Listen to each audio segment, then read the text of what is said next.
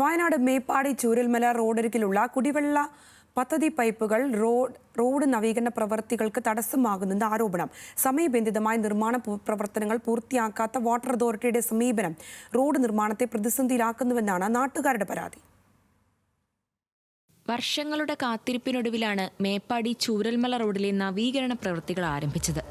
എന്നാൽ വാട്ടർ അതോറിറ്റിയുടെ ജലവിതരണ പൈപ്പ് സ്ഥാപിക്കുന്നത് വൈകുന്നതിനാൽ റോഡിന്റെ നിർമ്മാണ പ്രവൃത്തികൾ പൂർത്തിയാക്കാൻ കരാറുകാർക്ക് കഴിയുന്നില്ല.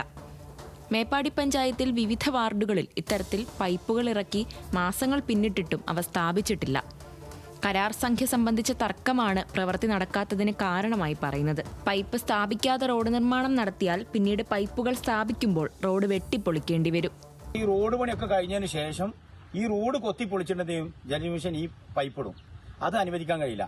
എത്രയും പെട്ടെന്ന് വാട്ടർ അതോറിറ്റിയും അതിന്റെ അതോറിറ്റിയും ഒക്കെ ബന്ധപ്പെട്ടുകൊണ്ട് ജലജീവനും മിഷനുമായി ബന്ധപ്പെട്ട് എത്രയും പെട്ടെന്ന് ഈ റോഡ് പണി ടാറിങ്ങിന് മുമ്പ്, ഇതിന്റെ ഫുഡ് വർക്കൊക്കെ ഉണ്ട്, ആ വർക്കിന് മുമ്പ് ഈ പൈപ്പ് ഇതിനുള്ളിൽ റോഡിന്റെ അടിയിൽ സ്ഥാപിച്ചുകൊണ്ട് എത്രയും പെട്ടെന്ന് ആ പ്രവൃത്തി പൂർത്തിയാക്കണമെന്ന് ആവശ്യപ്പെടാനുള്ളത്.